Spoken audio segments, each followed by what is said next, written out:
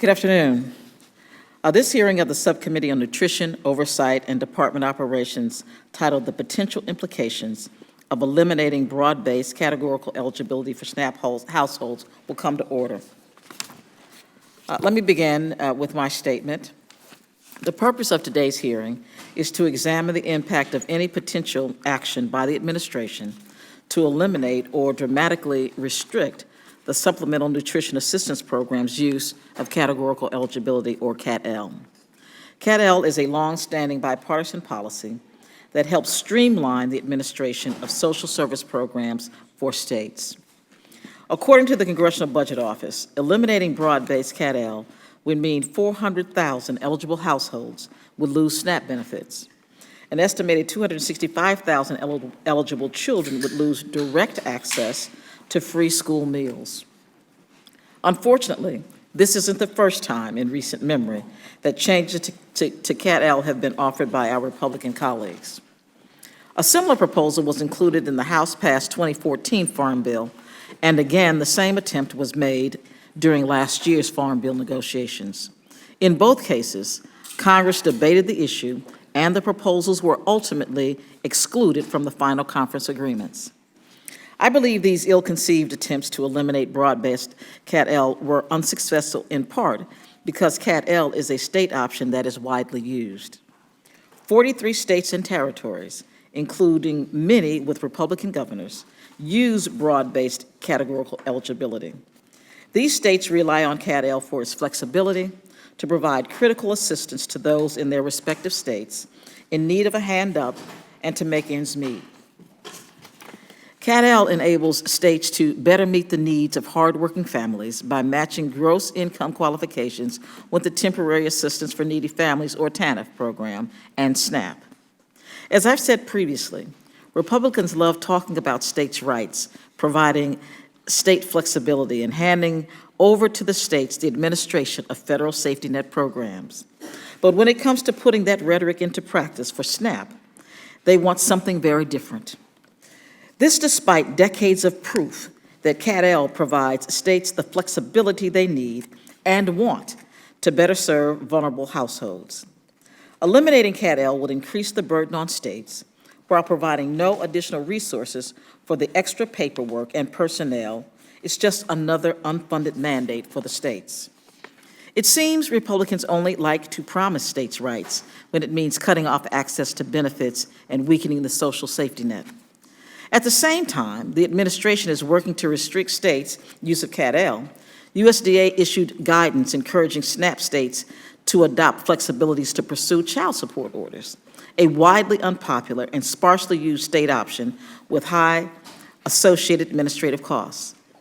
The party of states' rights seems more interested in a one-size-fits-all approach based solely on conservative ideology. They continue to criticize the program from on high.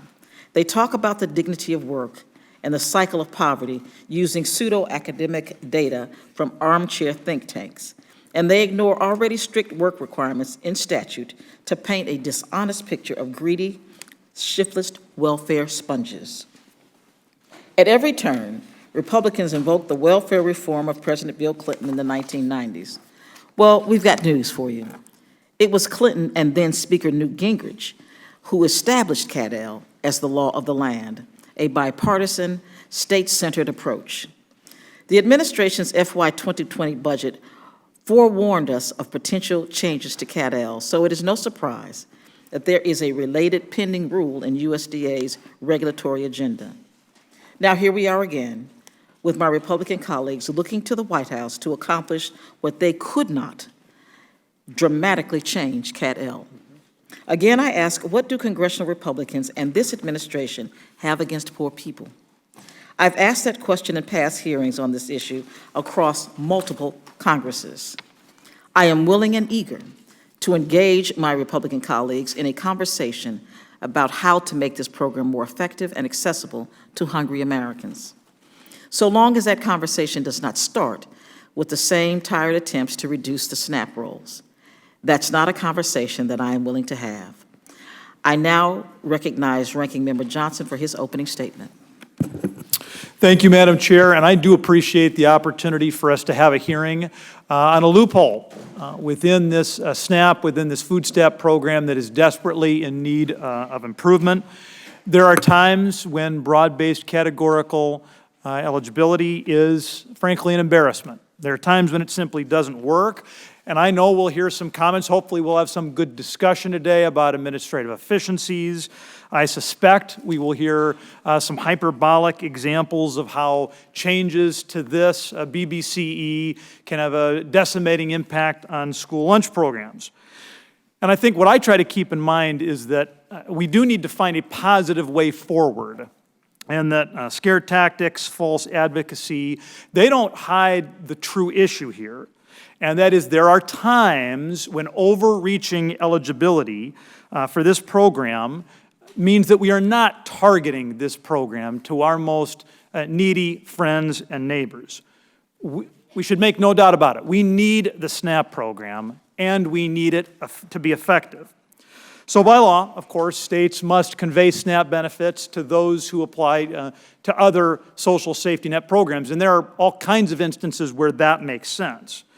But through imperfect regulatory language, states are permitted additional administrative flexibilities, and some states have abused that flexibility.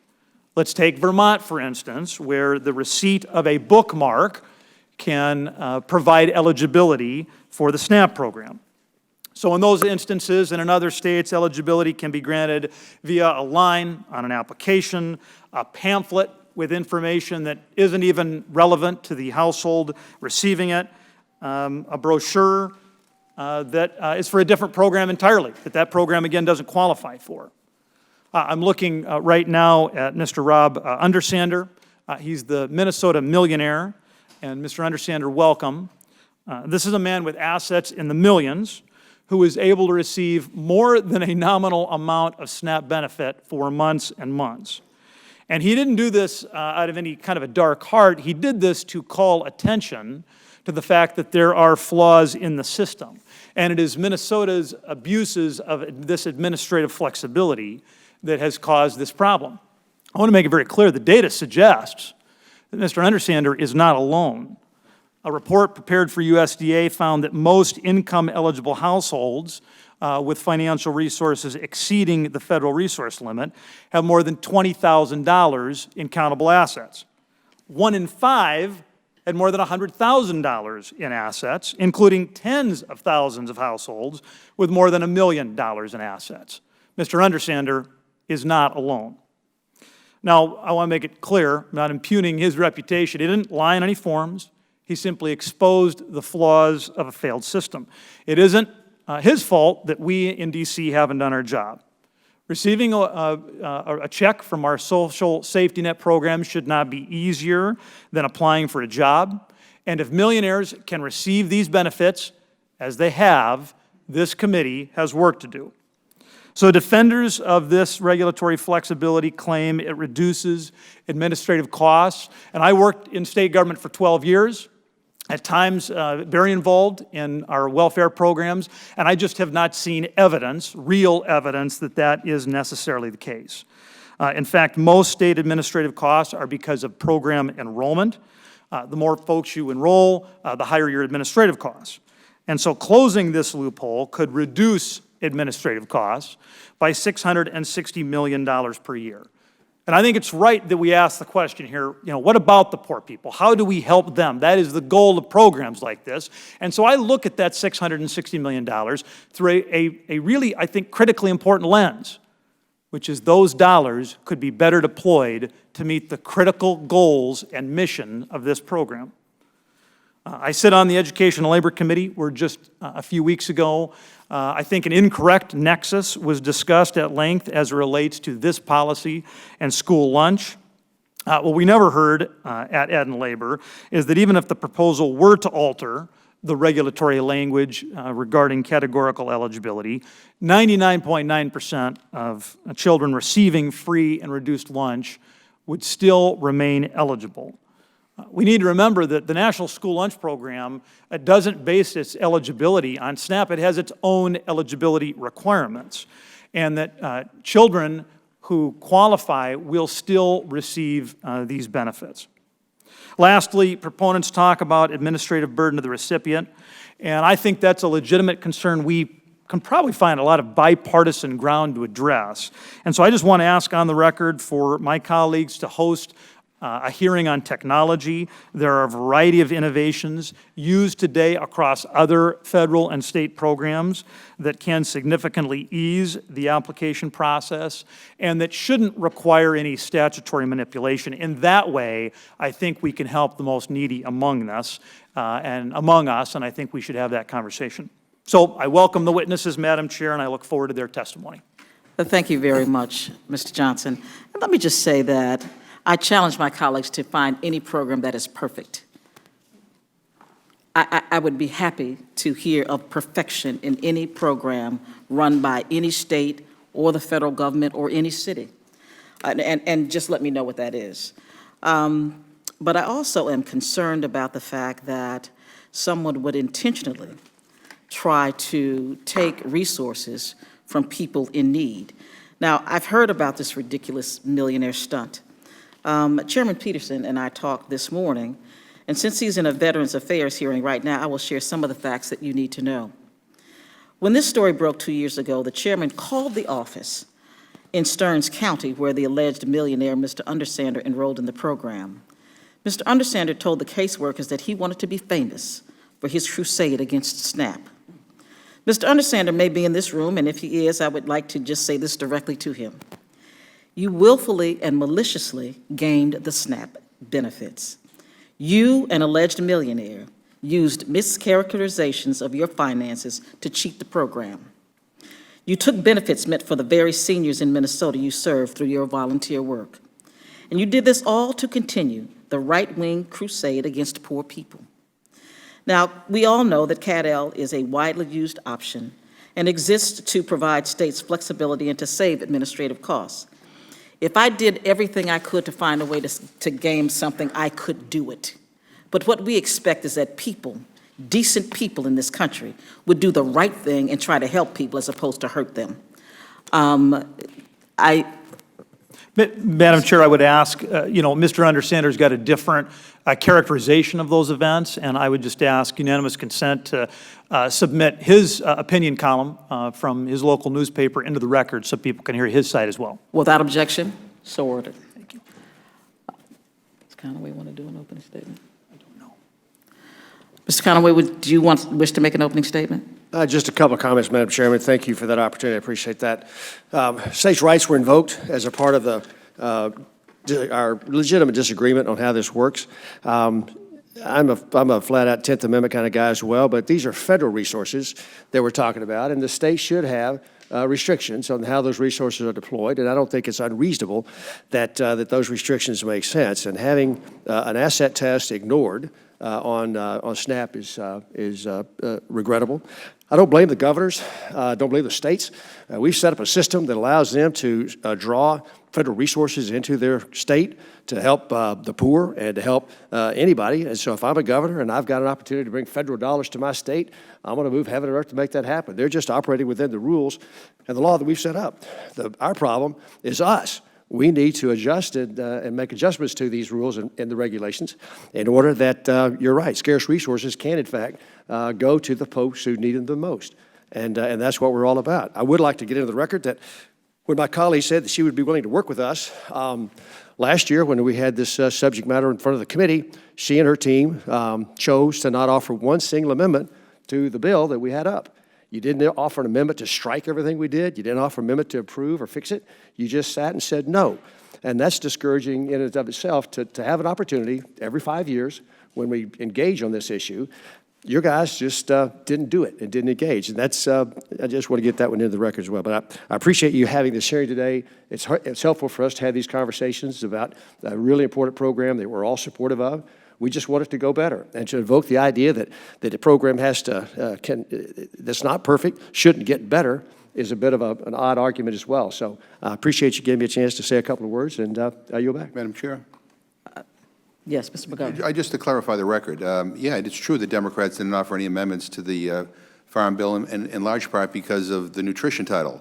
I was, at that time, the ranking Democrat on the Nutrition Subcommittee, and we were never consulted about the nutrition title. We don't even know where it was written. We don't even know where it came from. It came out of nowhere. It didn't reflect any of the hearings that we had. It was clear that it was just yet another part of this attack on poor people, and quite frankly, we were offended.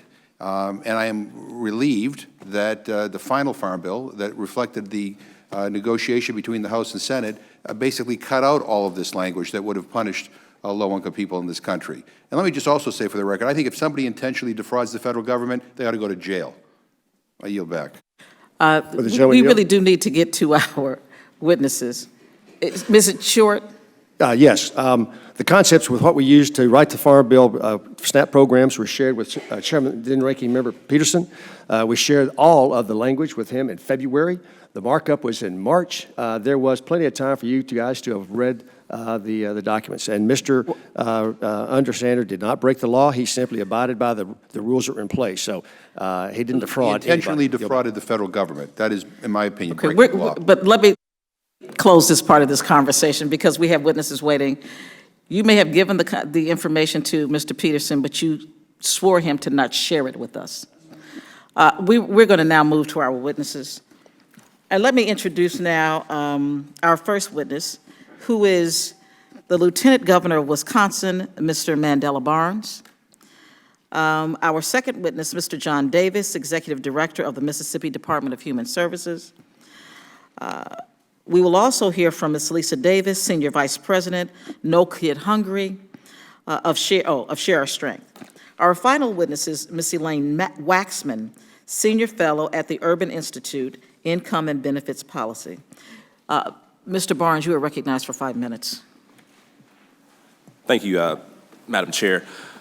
Ranking Member Johnson and other distinguished members of the committee, good afternoon. I am looking forward to a very productive conversation. Again, I'm Mandela Barnes, Lieutenant Governor of the state of Wisconsin. I want to thank you for the opportunity to appear before you today to discuss how restricting or eliminating categorical eligibility will not only put millions of families in danger of losing SNAP benefits and also increase their risk of food insecurity, but it would also add a costly burden in the states and impede on our right to provide the resources we deem crucial and necessary for our citizens to thrive. Like many of you here today, I was raised to believe that I could do anything and be anything I wanted to be if I worked hard enough. My mother was a school teacher, and she taught me the value of education. My father was an auto worker, and he taught me the value of hard work. After college, I chose to pursue a career in public service, and I found myself in a job where I helped others find employment. I was able to assist people of all ages in my community and help break down barriers to help them become contributing members of our society, and also work towards lifting themselves out of poverty.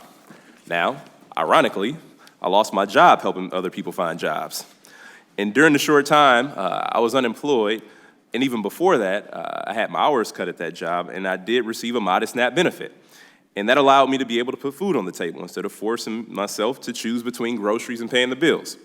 I still have my SNAP card, my food share card, somewhere laying around at the house. I was gonna bring it today because it normally sits around to remind me that I was once in a position where I too needed assistance.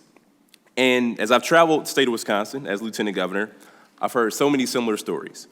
I've been able to hear from families who are more at ease because they know that their elderly relatives' SNAP benefits will ensure that they have access to healthy food.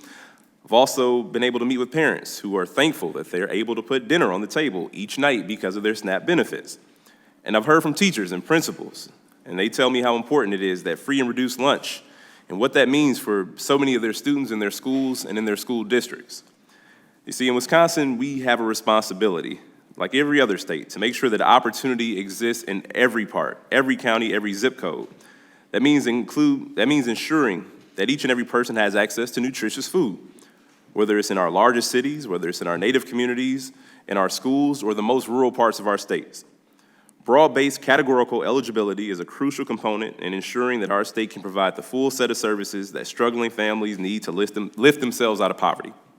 Categorical eligibility helps more than 25,000 families in Wisconsin. It helps them to put food on their table. These individuals, many whom are elderly or just families trying to make ends meet, these are people who will lose all of their benefits under the administration's proposed change. Now, I recently met with an aging group in my state, and one of their primary concerns or the barriers that many elderly face in getting nutritious food. We're talking about people who've done everything right their entire lives, people who've worked hard, people who've contributed to our society, and are valued and respected members of their communities. But their fixed incomes often create challenges in keeping their refrigerators and pantries stocked with healthy food. And the small benefit they receive goes a long way and ensures that our aging population remains healthy and that we're treating them with the dignity and the respect that they deserve. So reducing or eliminating broad-based categorical eligibility would also have profound impact on the health and well-being of our children. Roughly 24,000 children in our state will lose access to nutritious food under this proposed rule change. Also worsen is that these children also lose eligibility for free and reduced price breakfast and lunch at their schools, thereby creating an additional hardship for families and a cost to the school system. The consequences of going hungry as a child will have a lasting effect on a person's health, their education, and ultimately their future. In Wisconsin, we believe that what's best for our kids is what's best for our state. So we cannot afford to have 24,000 children go hungry in our state. So finally, many of the families who also qualify for SNAP through broad-based categorical eligibility are the working poor. They not only benefit from food assistance, but also from the additional job training or retraining provided to those eligible for SNAP. These services help lift families out of poverty. They're helping farmers, caregivers, and factory workers all across our state. These people are contributing members of our society, and they are taxpayers. But unfortunately, low wages and high expenses like childcare and rent are making it hard for them to make ends meet. Broad-based categorical eligibility provides needed relief for these families, and it promotes work. Eliminating it would have dangerous repercussions in Wisconsin, including added fiscal costs for our states and less flexibility. But most concerning is that reducing or eliminating broad-based categorical eligibility would impose a benefit cliff. So instead of making it harder for states to provide nutritional food to their residents, such as the proposed administration change would do, the federal government should be allowing states the flexibility to make decisions that are best for their state.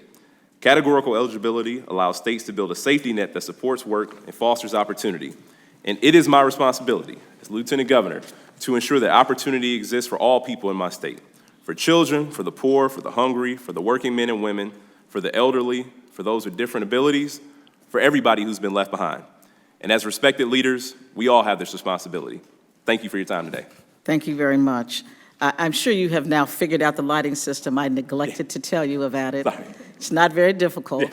When the light is green, you begin. When the light turns yellow, it is time to start to close. You have 1 minute left. When the light turns red, your time is up, so please try to wrap up as quickly as you can. I apologize. No, you were perfect. You were perfect. Now, I'm not going to let them go over, but you were perfect. You are recognized, Mr. Davis, for 5 minutes. Thank you, Madam Chairwoman and Ranking Member, Thank you, Madam Chairwoman and Ranking Member Johnson and all committee members. It's a privilege to be here today to talk to you guys.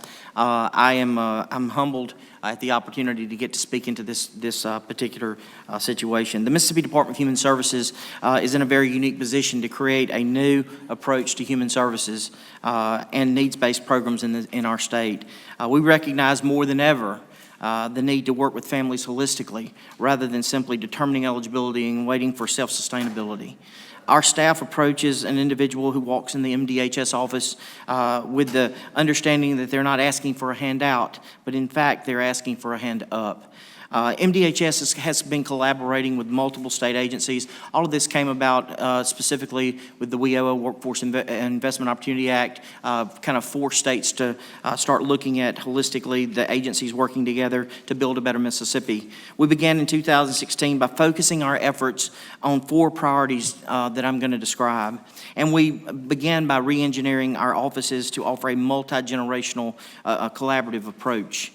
Those 4 areas were invest in children and families through workforce development and training, improve opportunities for individuals to make healthy, self-sustaining choices, increase department capacity and efficiencies, and then improve systems, because we recognize individuals are worth that, families are worth that.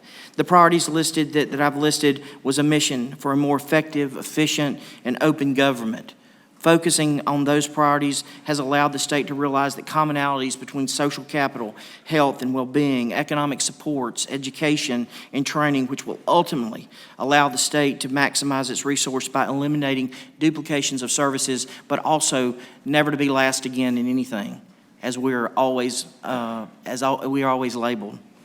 The first, investing in children and families, I think is important as we start talking about BBCE, broad-based categorical eligibility.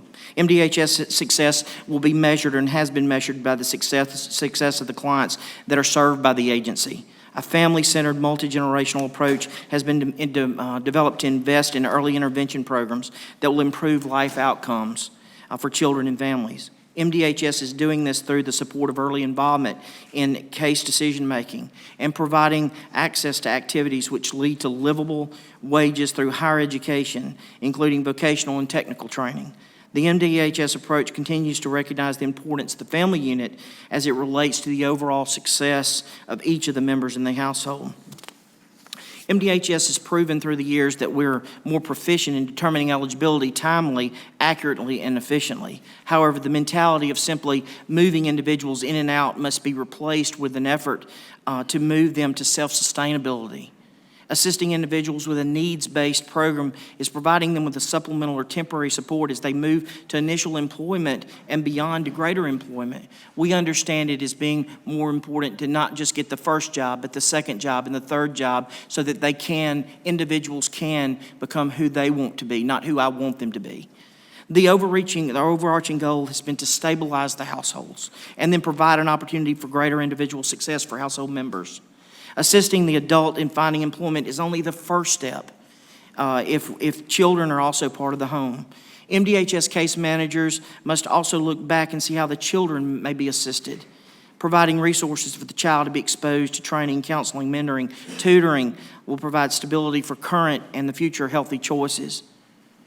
Partners for success in workforce development.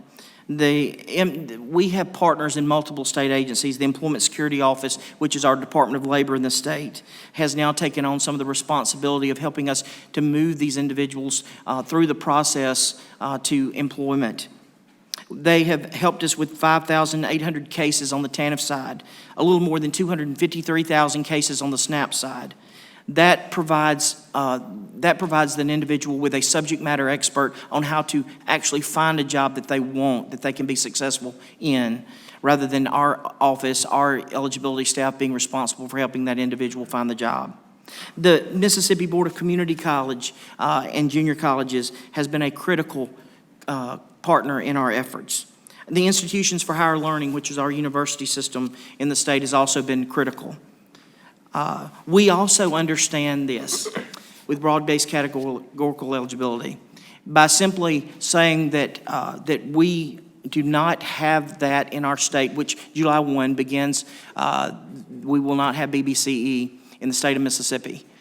But we know that it takes investment in our staff through things like Law of 16, which is our personal and professional development programs for our staff members, to then replicate that over with our clients to make sure that they're empowered to be whom they have been called to be. So BBC alone is not necessarily for the state of Mississippi the answer for individuals to become successful. Thank you very much. Thank you very much. Ms. Davis, you're recognized for 5 minutes. Thank you for the opportunity to join you here today to discuss broad-based categorical eligibility and how it strengthens SNAP's ability to help working poor families with children. My name is Lisa Davis, and I'm the Senior Vice President of Share Our Strength's No Kid Hungry campaign. Share Our Strength's mission is to end hunger in the United States and abroad, and through our No Kid Hungry campaign, we help connect children and families who are living in poverty with the federal nutrition programs for which they're eligible, and we advocate to strengthen policies to end hunger.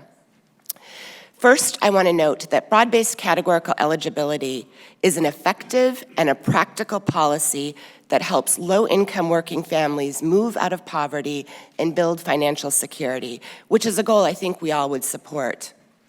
I urge you to continue to oppose efforts to restrict or eliminate it. SNAP is by anyone's definition our nation's most successful child nutrition program. A robust body of research reinforces its positive impact. It reduces food insecurity and deep poverty. It improves children's health, their education outcomes, and even their lifetime earnings. Indeed, SNAP is an investment with an ROI that any corporate executive would envy. The 3 points that I want to get across today about broad-based categorical eligibility are: 1, it primarily benefits working poor families with high living expenses. It is not an automatic pathway to SNAP benefits, contrary to what you may hear. And finally, it has a marginal impact on SNAP caseloads and benefit costs. By allowing states to align their eligibility and asset tests for SNAP with TANF, it strengthens the ability of low-income working families to get benefits from SNAP, which helps eliminate and ease a benefit cliff, so that if they suddenly are making just a few dollars over 130% of poverty, they don't abruptly lose benefits. It helps them build assets to weather an unexpected financial storm. And 9 out of every $10 that go out in SNAP benefits through BBCE go to households with earned income. So this benefits people who are working.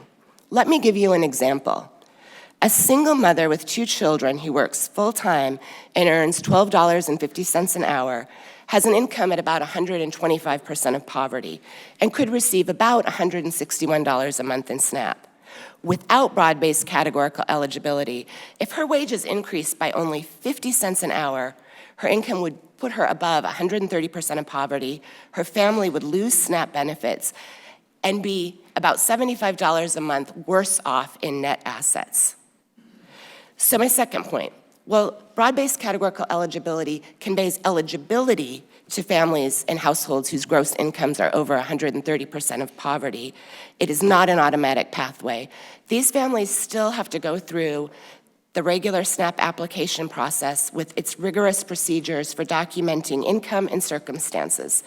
Families can be categorically eligible for SNAP but not receive a benefit because their net income after deductions is simply too high. Finally, it has a marginal impact on SNAP costs. In a study earlier this year, the Congressional Research Service determined that only 4.2% of SNAP households have gross income before deductions within that broad-based categorical eligibility range of 131% of poverty to 200% of poverty. And studies show that only 0.2% of benefits go to households with net incomes above the poverty line.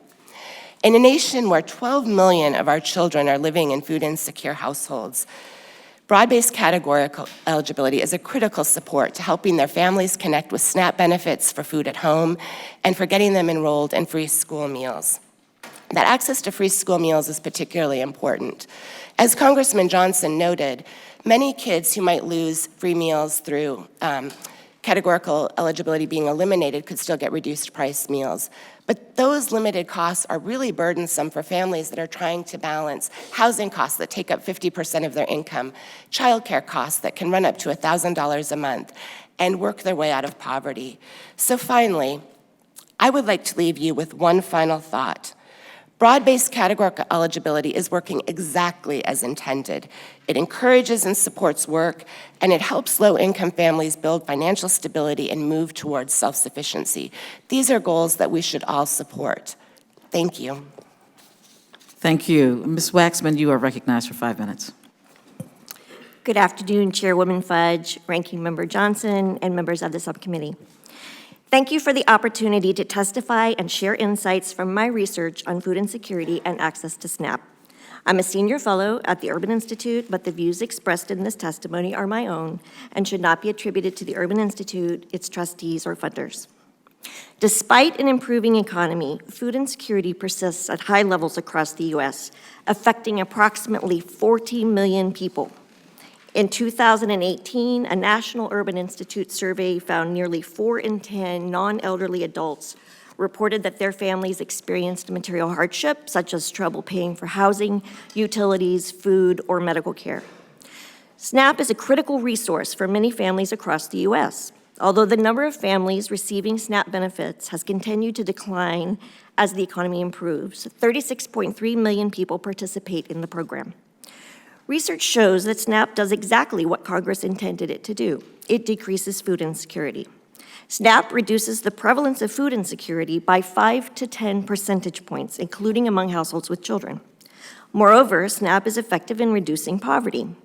Urban research shows that the program lifted 8.4 million people from poverty in 2015, and poverty among children decreased by 28%. These data are important to keep in mind when we think about policy changes that might reduce the number of families participating in SNAP. Fewer families on SNAP might translate into greater levels of food insecurity and poverty. I have been researching challenges facing low-income families for the last 2 decades, with a particular focus on food insecurity, family coping strategies, and federal nutrition programs. BBCE enjoys widespread support across urban and rural states and among states with more or less conservative approaches to safety net programs. Briefly, here is what the research tells us.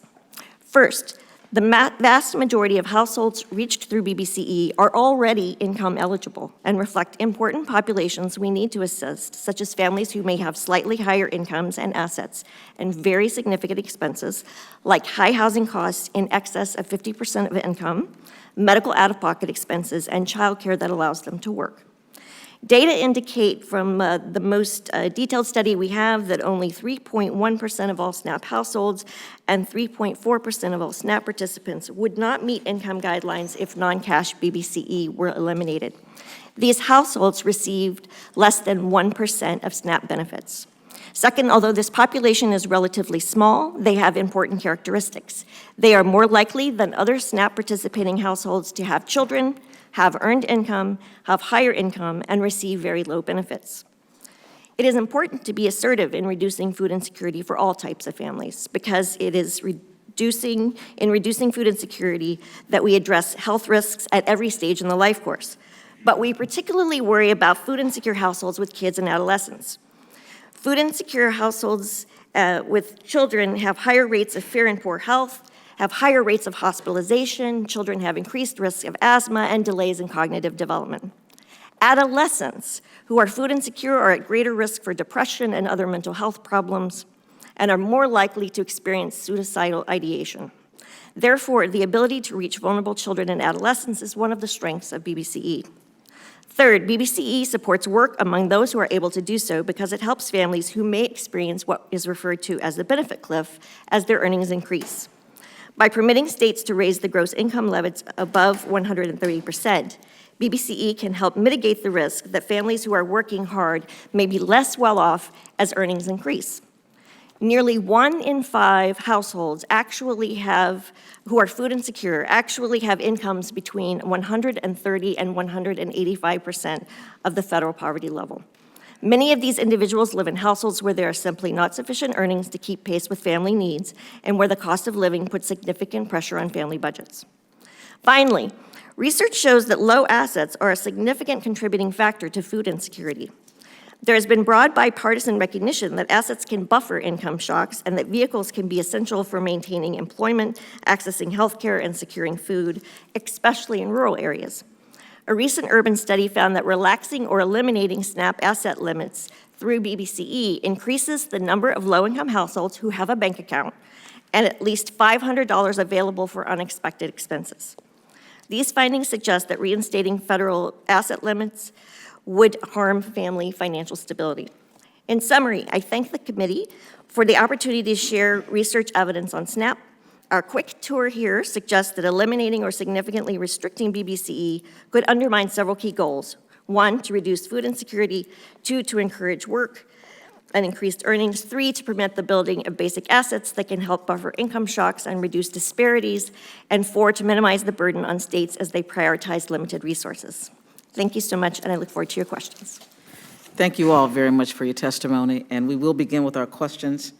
Members will be recognized for questioning in the order of seniority for members who were here at the beginning of the hearing. After that, members will be recognized in order of arrival. And I know that we may be coming close to votes within the next 45 minutes or so I'm going to now yield to Mr. McGovern for 5 minutes. Thank you very much. And let me first of all say that this notion that somehow people are clamoring to be poor enough to be eligible for SNAP is laughable. Just for the record, so people understand this, the average SNAP benefit is about $1.40 per person per meal. You can't even buy a cup of coffee for that. And yet, we should be talking about how you expand that benefit, and instead, we're talking about how we can throw people off of the benefit. And I just find that to be terribly discouraging, especially knowing the fact that there are close to 40 million people in this country who don't know where the next meal is going to come from. If you want to talk about, defrauding the federal government, we ought to take a good look at defense contractors and all the cost overruns. We ought to look at corporations who don't pay any taxes, who exploit loopholes, or who intentionally deceive the federal government about what they owe. Or look at the pharmaceutical companies who are ripping off consumers every single day. But instead, we hear from my friends on the other side of the aisle, that the real culprits are poor people in this country. Ms. Davis, in your testimony, you list examples in Iowa and Florida where income limits are described as, quote, not enough to meet a family's basic needs. And that's which is where SNAP comes into play, an important role. Massachusetts, where I'm from, is at 200% of the federal poverty line and is also known to have higher costs of living than a lot of other states in this country. What do you believe the impact would be in states like mine if broad-based categorical eligibility were to go away? And I also want to get back to the point that Mr. Johnson raised about kind of saying, everybody be happy, don't worry about kids losing their school, free school breakfasts and lunches. I wonder if you could talk about what the impact on that would be, and also the fact that reduced lunches and breakfasts, if you have multiple kids in a school at the same time, actually add up to quite a lot of money. Right. Thank you, Congressman, for your question.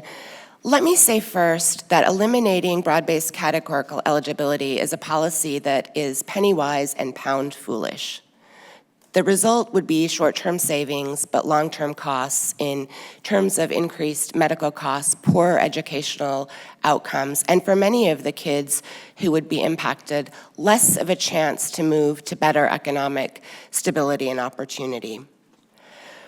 We look at the challenges facing low-income families, and in my role, I speak to many of them across the country. I have yet to meet a mom or dad that doesn't want to work. In fact, most of those that I meet are working, sometimes 2 or 3 jobs. The challenge for many of them is that the costs that they're paying for housing, right, for transportation, childcare, the growth outpaces their incomes. And so one of the benefits of broad-based categorical eligibility is it eases that cliff when families start to make a little bit more. And I think that is an important policy that incentivizes work and helps provide a pathway out of poverty. In Massachusetts, in New York, in Montana, where I'm from, housing costs are very significant and often consume more than 50% of a family's income. And so I think as a nation, instead of continuing to argue about whether poor people want to work or not, they do, right, there's evidence of that, we need to be thinking about how we can do what Mr. Davis is doing in Mississippi and craft supports that make it easier for them to work and to work up and to meet their transportation, housing, and childcare needs. And that's the conversation we ought to be having.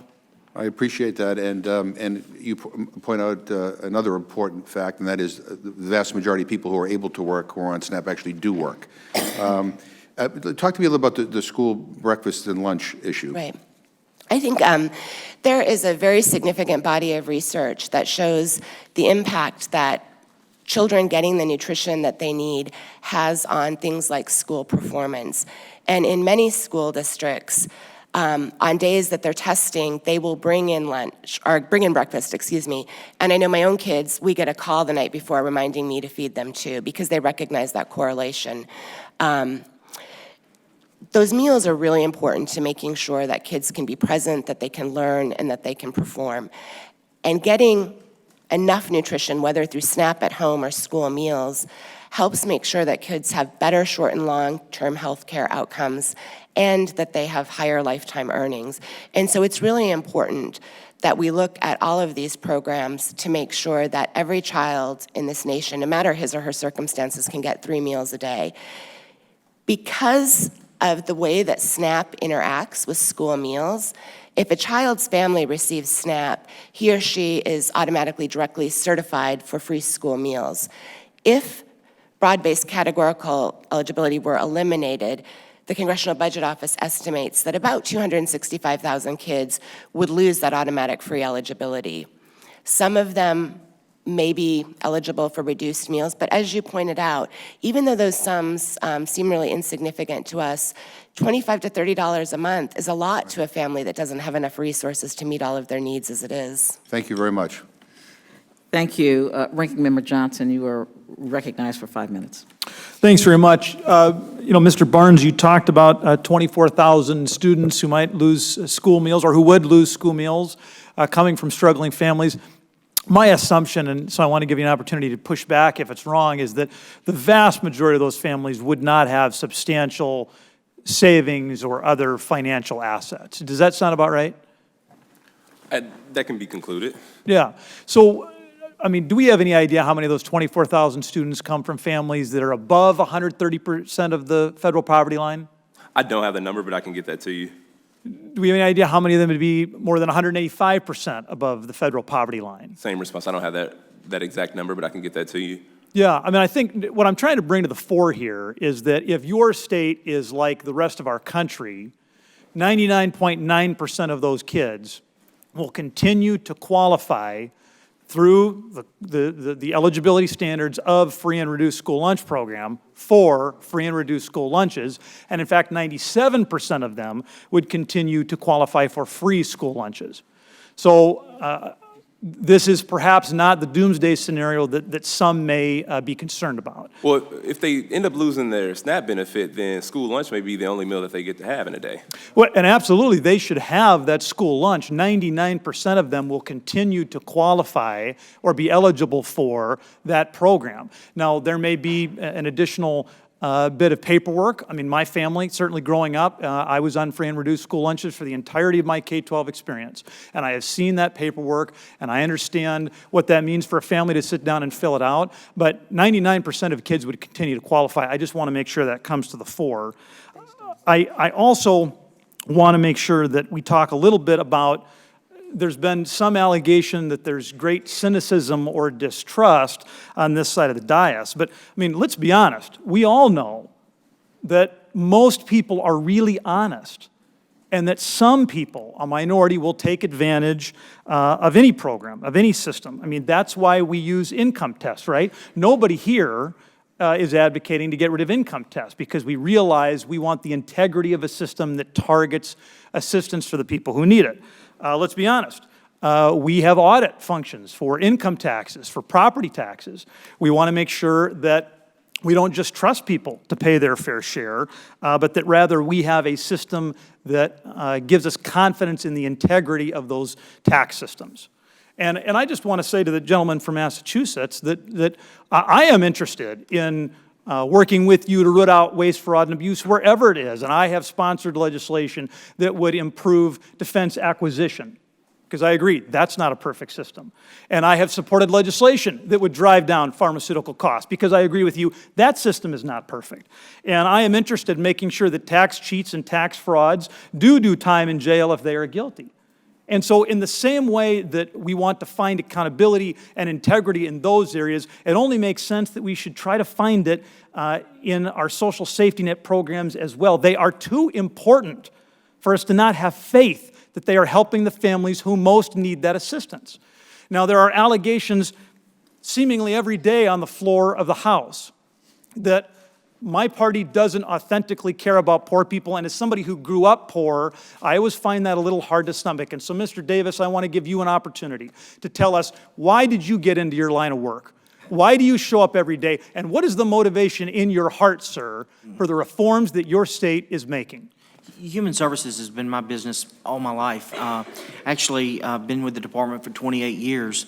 And I started as a social worker, was an eligibility worker, so on and so forth. What I recognize is that helping people to become eligible for a program is one thing. To help an individual to find self-sustainability and what they want to do in life, instead of me telling them what to do, means a whole lot more. The BBCE issue certainly is important, but it is certainly just a symptom of a bigger issue. If we truly want to help people, we need to be about helping the person and the family as a whole. And so that's what motivates me every day, sir, to make sure that we, as an agency in the state that's the poorest in the nation, who has a lot of people who are eligible for the program, to make sure that I give them a hand up and not just the handout.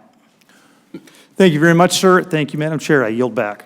Thank you. And I'd like to ask the ranking member if he could provide us with the data or the information that says to us that 99% of all of these children would still qualify for free and reduced lunch. Yes, absolutely. We will make sure to provide that to the staff for entry into the record. Excellent. Thank you so much. And I agree that I think most people are honest, except for the person that you praised when we started this hearing, Mr. Undersander. Sir, I have to move on, so. Madam Chair. I know you want to respond. No, I just want one sentence, ma'am. This gentleman told the truth. He didn't commit a single act of fraud. All he did was tell the truth in the application. It's the application that was flawed, not his answers.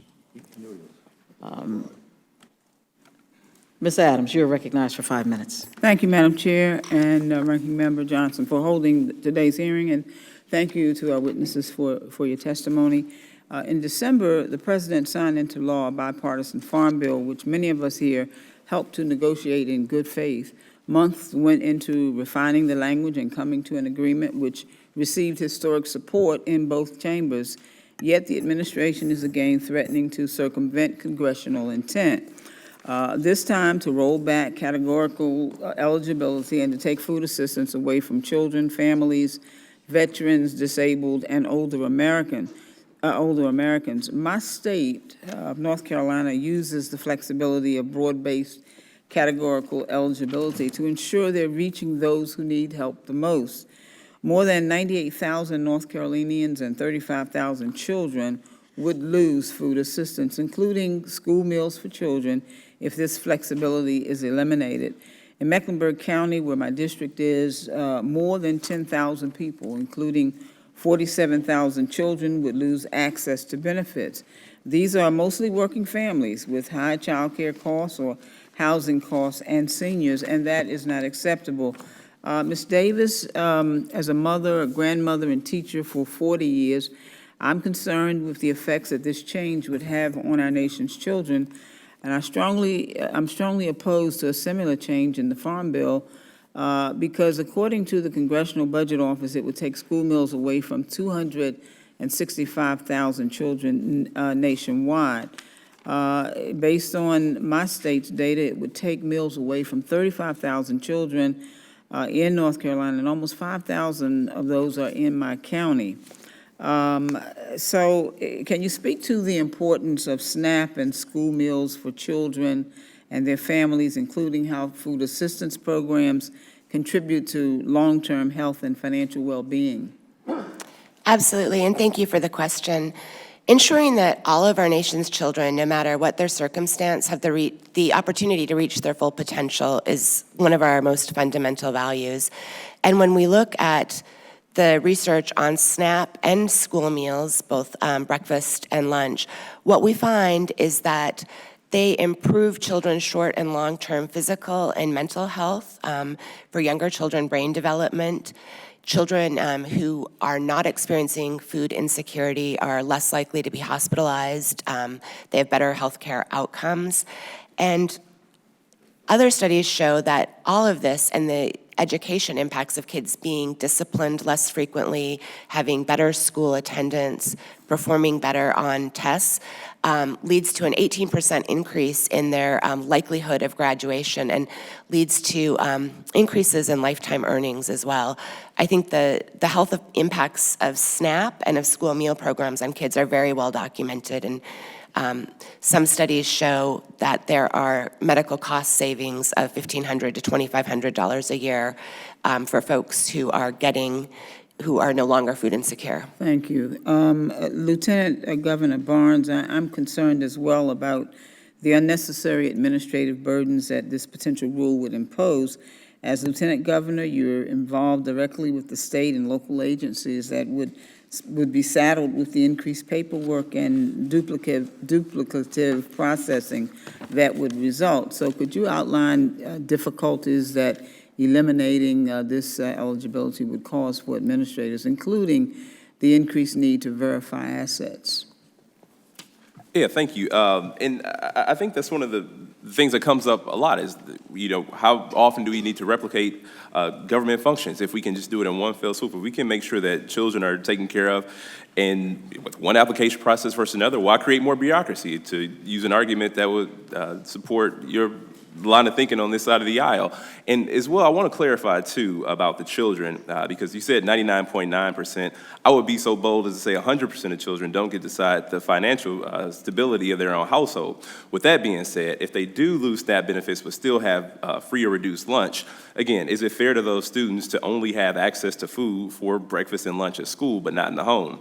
And when it comes to the topic of, again, more applications, like think about how much time that cuts out from a family that a person needs to go find a job. If a parent has to fill out more and more applications, has to go to a county building to try to register for benefits, that cuts out on productivity, time where they could be searching for a job or actually working. Thank you. Madam Chair, I'll yield back. Thank you. Mr. Conway, the ranking member of the full committee, you're recognized for 5 minutes. Thank you, Mayor. I appreciate that. I appreciate our witness's testimony, much of which supports the idea that we should, in fact, have a SNAP program, and we all agree with that. But that's not really what we're talking about this morning. We have a SNAP program. It's important, and we're going to keep it. The issue is how do we administer that program that's fair to the folks who need the benefits and is also fair to the taxpayers. And so I guess the question would be, should we have an asset test? Is there any real reason to have that? I think there is. Our colleagues on the other side of the aisle were offended by a fellow who had well beyond the asset test, but still qualified under this categorical, broad-based categorical deal. So if we have an asset test, why would we not update the way outdated levels of assets that were in current in law, update those to 2019, and then actually enforce that asset test? So it's not a matter of taking the benefits away from folks who meet the requirements. It's making sure that those scarce resources go to the ones who need it the most. So, Mr. Davis, should in fact we have an asset test, and should that asset test be enforced, and should it be verified at the point of application? I agree that we should have an asset test, and the reason being because that allows our staff, who are more than just eligibility staff. You have to remember, if we're looking at families holistically, we should be more like navigators, helping individuals to get to the resources that they're eligible for on the front end so that they won't need us on the back end when they become successful. The asset test could be an opportunity for us to dig a little bit deeper into helping that individual find that sustainability and self-sufficiency, or that family as a whole do that. Using our Families First Resource Centers, using our staff to help to understand if they do have resources, how in fact can we build on those resources? How in fact can we build on that income? How can we help them find a livable wage? So it allows our staff to work closely with that individual to help them through the process. So as a part of those assets that a family has, would it be appropriate to exclude from the asset test some level of liquid assets, cash, that would allow that family to buffer the normal ins and outs of what goes on in a family, and exclude those assets from that asset test? Would that be handy? We had an incident in Mississippi. We had the Gulf oil spill in 2008, and then we did away with the waiver for BBCE, and then we brought it in, and so we had individuals who were fishermen and worked in canneries who had saved money all of their career, and then didn't have a job. And we felt that would allow them, by doing away with, by allowing BBC, that would allow them to come onto the programs. One of the things that we failed to do, though, once we help them become eligible for that program through disallowing those resources, we forgot that these individuals needed help in bigger ways. They had bigger barriers than just having too many resources. They needed help and assistance in finding other jobs, finding personal and professional development opportunities, helping them to be empowered to become who they want to be. If they can't be fishermen, if they can't work in a cannery, it goes across the board, though, in any job opportunities that we as an agency have to work with an individual, finding through sector strategies those opportunities for livable wage jobs, as I keep saying. Well, Mr. Davis, you remarkably described a process that was included in the House version of the version of the SNAP program, part of the Farm Bill that came out of this committee, sought to spend significant resources to the states to allow them to do just that very thing. Whether it's the income test or the asset test, each, Mr. Davis and Mr. Waxman and Governor Barnes all talked about families who got just above the 130 or whatever that number is. Rather than relying on a loophole and exploiting a loophole, would it be better to have a fulsome conversation about what the number should be? Is it 130 the right number? Is 150 the right number? Is 200 the right number? Let's have those kind of conversations as opposed to defending a loophole that allows some families in America to be treated differently than a family in another state in exactly the same circumstances is being treated. How is it fair for folks in Massachusetts to make 200% of poverty and folks in Texas make only 160? So I would think that having conversations about the specifics of the tests, if those are bad, if those are wrong, let's have that conversation. But let's quit talking about constantly exploiting loopholes. Mr. McGovern hates loopholes for the tax side. Let's quit exploiting loopholes as a public policy in this regard. So, Madam Chairman, thank you. I yield back. Thank you. Ms. Schreier, you're recognized for 5 minutes. I'd like to just thank our witnesses for being here today. I think this is such an important topic of categorical eligibility and making sure that families who are already on the edge and in need don't have additional hoops to jump through in order to make sure that families and children get food, again, $1.40 per person per meal. Then this conversation turned to a conversation about loopholes, and I feel now pulled into this conversation and eager to address it because there are loopholes in a lot of places, and I think that we need to decide which ones to address based on a benefit and risk ratio. And so I challenge some of my colleagues who are so reluctant to close loopholes in a tax code that gives tremendous benefit to the wealthiest and to corporations. And frankly, if we just closed a couple of those loopholes, we would have no problem finding $1.40 per meal for our kids or for school lunches. And then there's this other group of loopholes that we talk about a lot, which is the loopholes in purchasing a weapon. And on that one, I would say, what is the cost if you don't close those loopholes? Then people can get hold of a gun who could do our children harm or do themselves harm. And so then if we talk about the cost of closing those loopholes, if you do close those loopholes and it becomes more difficult to get a gun, for example, the cost is only a couple more days of waiting, but the benefit could be saved lives. The cost to a taxpayer is simply that they pay a fair share of taxes. But in this case, the cost of closing the so-called loophole, which isn't really even a loophole, this is just eliminating paperwork, we already know because we heard in this committee that the fraud rate in this program is less than 1%. The cost of that is that kids and low-income working families may not get the food that they need in school, at home, or over the summer. And so I thought I would paint a picture of this in Washington State. Broad-based categorical eligibility helps more than 38,000 families in Washington meet eligibility requirements for SNAP. And these provide assistance for children and adults to access nutritious foods. And we might talk about that in a minute on the difference between nutritious and non-nutritious foods. Washington State Department of Social and Health Services conducted an analysis in 2019 that found that lowering the SNAP income limit from 200% to 130% of the federal poverty level would eliminate SNAP benefits for approximately 67,000 low-income working individuals.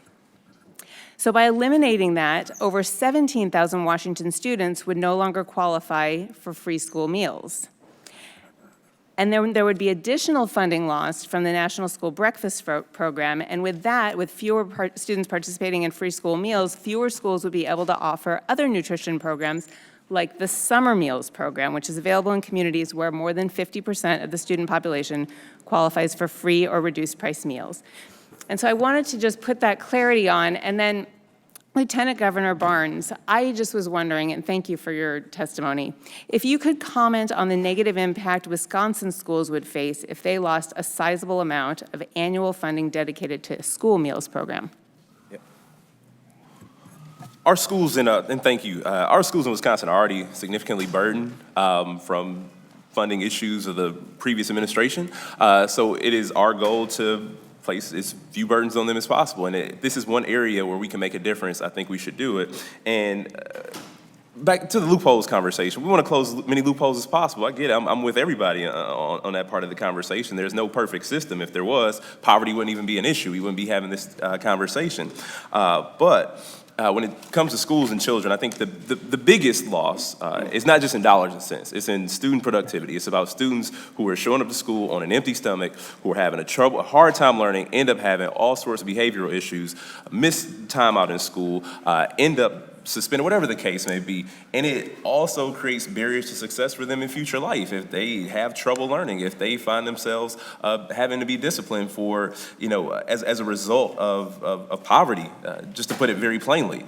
And I think that is the most important cost that we need to think about, and not just dollars and cents. And that also has a long-term cost, because too many of these children who are living in poverty, who have food insecurity, unfortunately, those are the same students that we see ended up in our criminal justice system. Thank you. I'm going to ask one more super quick question that might turn into an observation. 43 states have chosen to do broad-based categorical eligibility. That means that very few others have not. Mississippi is one of them. I know as a pediatrician that food insecurity and hunger does lead to later obesity, and I just wanted, if you have a moment, to comment on obesity rates in Mississippi and whether that might be tied to your state's decision to limit access to school nutrition programs and SNAP categorical eligibility. We understand that it is more important for good choices, making healthy choices, helping the family holistically. When we talk about BBCE or the elimination thereof in the state of Mississippi, we too believe that it is our job as state workers, as employees of the Department of Human Services, to work closely with that family to eliminate the barriers that have caused them to be eligible for the program to begin with. Mr. Davis, I hate to interrupt I'm sorry. you, but the gentlelady's time has expired. Mr. Bacon, you are recognized for 5 minutes. Thank you, Madam Chair. I appreciate your organizing this today, and I appreciate the testimony. It's been a good learning experience. First, being new to hearing about Mr. Undersander, I think as a minimum, hearing about his situation and the case, it just shows that there is a need for clearer standards. And I think it's all right to say we want to review those standards to make sure taxpayers are being protected while we're providing a quality safety net. So I just think it's worthy. I think it's just an example that taxpayers do want to have assurance that their money's being spent right while we're guaranteeing a safety net. So, hearing about his case, I think it's helpful. And also, some of the comments made earlier, I find some more straw man arguments, because no one on either side of the aisle here said people are clamoring for SNAP. So sometimes there's words put in other people's mouth that were never said, and no one here is anti-poor. We just want to ensure that we have a quality safety net that works and that also protects the taxpayers. And as the ranking member said earlier, we all support it.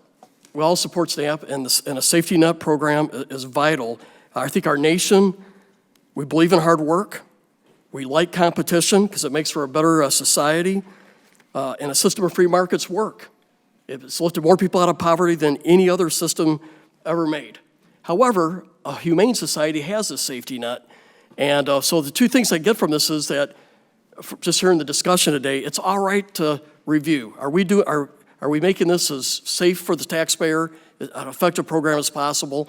But two, how do we help reform the system that helps people get out of poverty?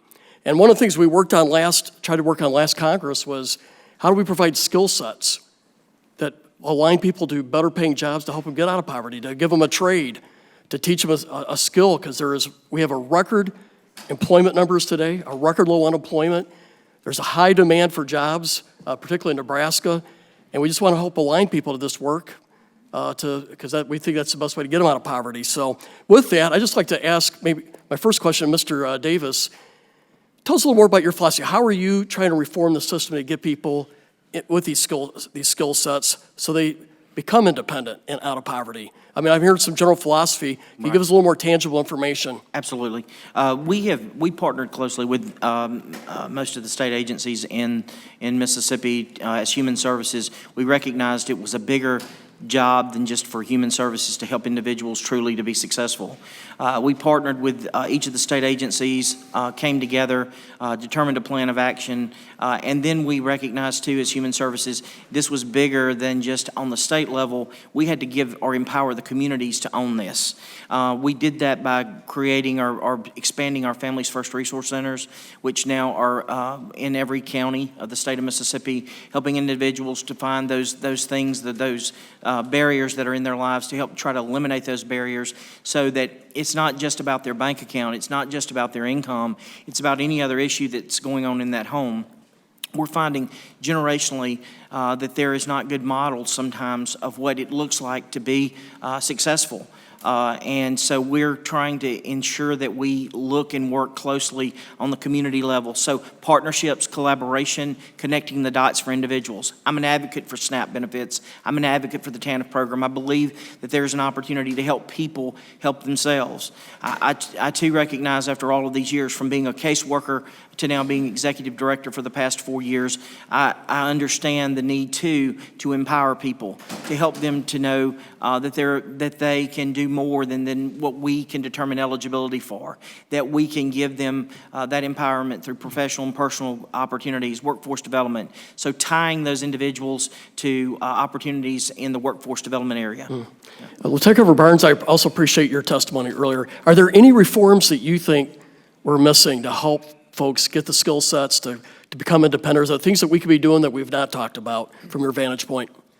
Well, I guess we can start by saying the minimum wage hasn't gone up in 10 years. That will help lift people directly out of poverty. Poverty is on the rise in Milwaukee, in the state of Wisconsin. We're at 12.3%. Almost 17% of children. African-American rate of poverty is 44% in Wisconsin. African-American children, Native American children is 41%. And job training is great. I'm all for job training programs. But unfortunately, those job training programs don't always lead to living wage job placements.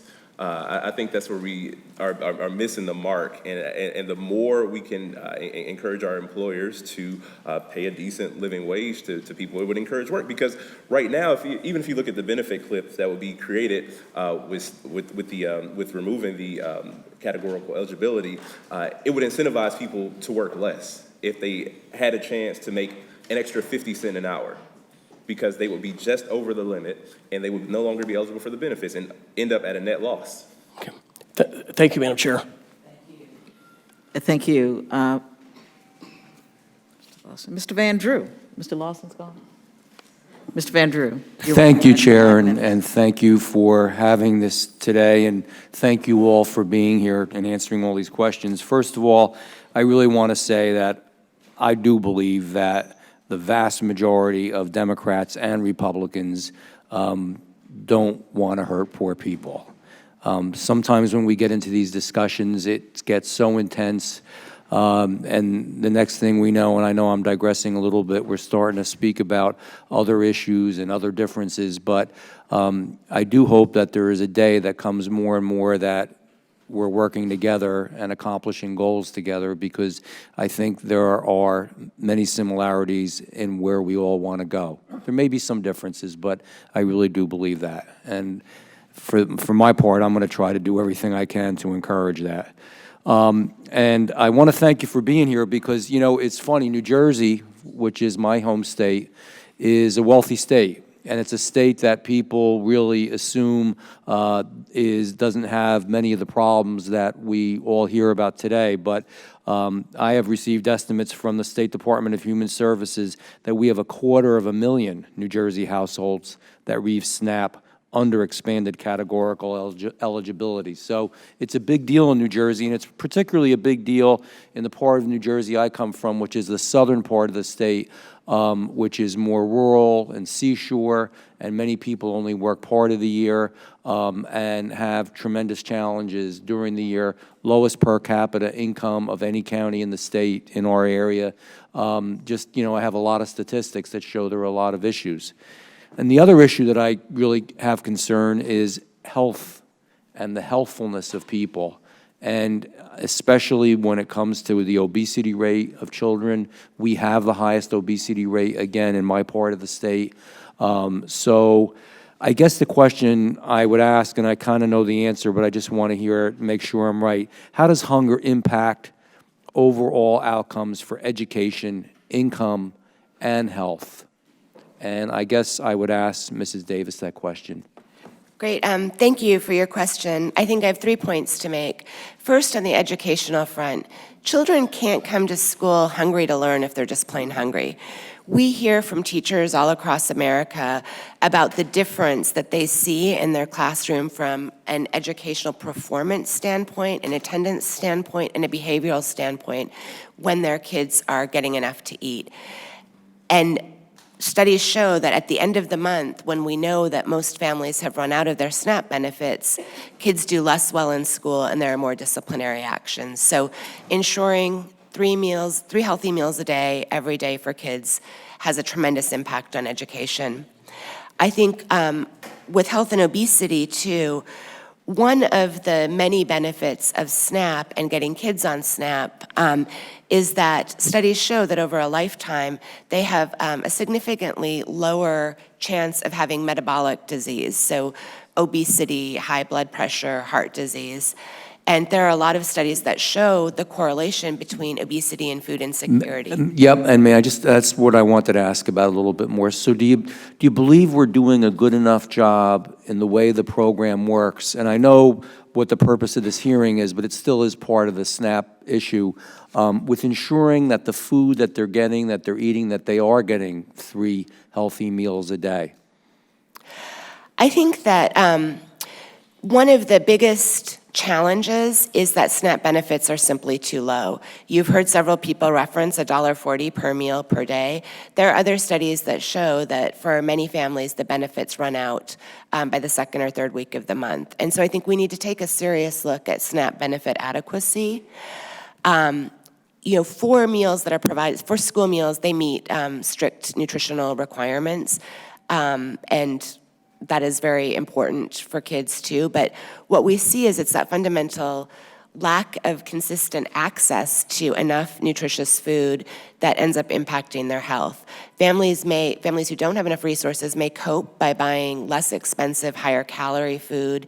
We know that people's bodies and metabolisms respond and are permanently changed by cycles of feast and famine. And so I think the most important thing is to make sure that all kids in America have adequate access to enough nutritious food, and that starts with looking at SNAP benefit adequacy.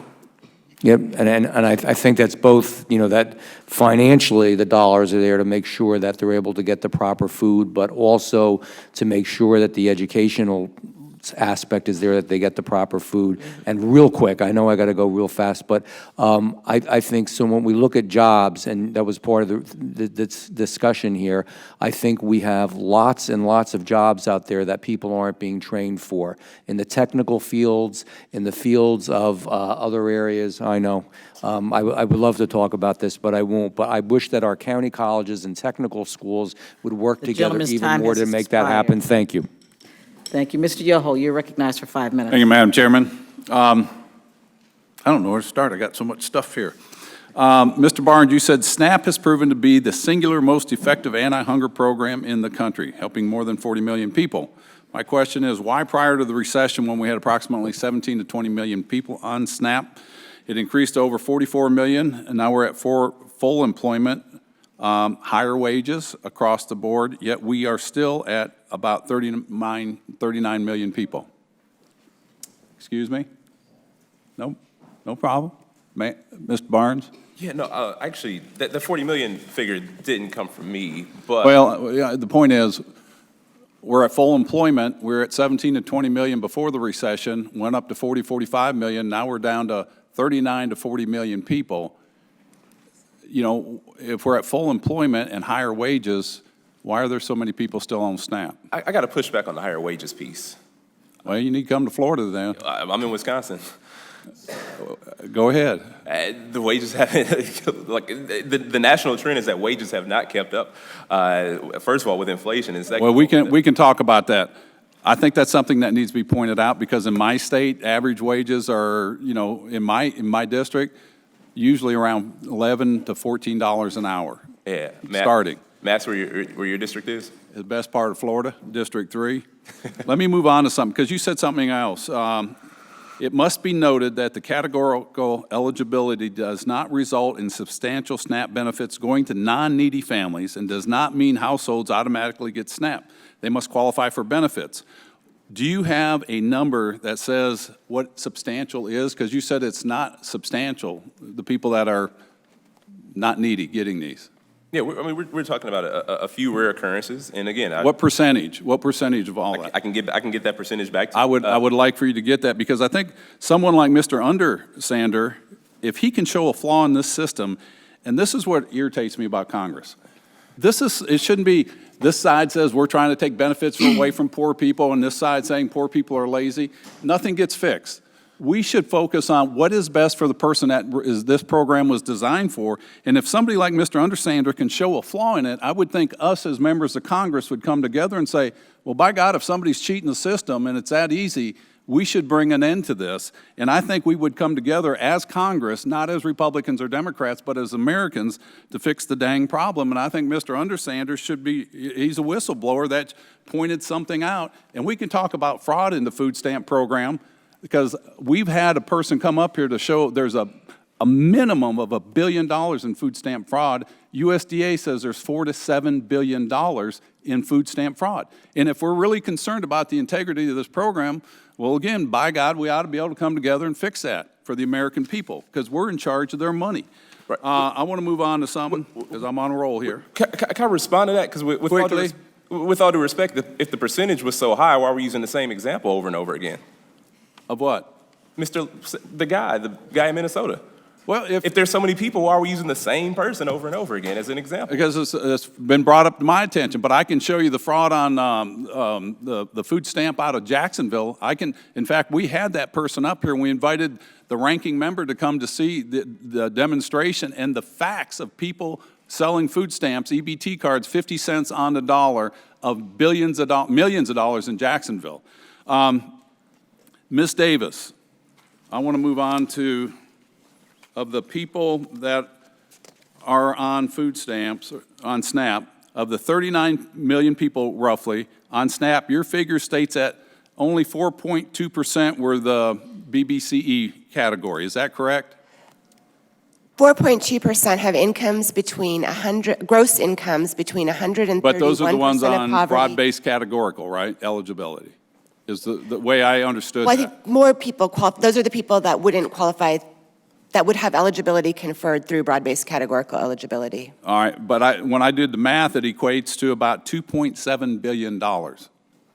So if we've got people that can qualify that shouldn't be on that, why don't we want to tighten that up? I think one area that's often misunderstood is that the first step is looking at gross eligibility, and broad-based categorical eligibility raises that to between 131% and 200%. The reforms we put in the last bill. We still have to look at net income after deductions. Well, the last farm bill that have, Chairman Conaway tried to put through raised the assets somebody could have. Their car was $3,000, I think, in the old days. It went to over $12,000. They could have X amount of dollars in assets, and it got beat down in this committee, and it didn't pass, and it's unconscionable that members of Congress can't come together to fix a program, again, for the American people and the people that truly need it. Thank you. Ms. Hayes, you're recognized for 5 minutes. Thank you, Madam Chair, and thank you to all the witnesses that are here today. And I agree with my colleague on the other side that when we identify that someone is committing fraud or fundamentally shifting our institutions, that we should do something about it, and that's not a partisan issue.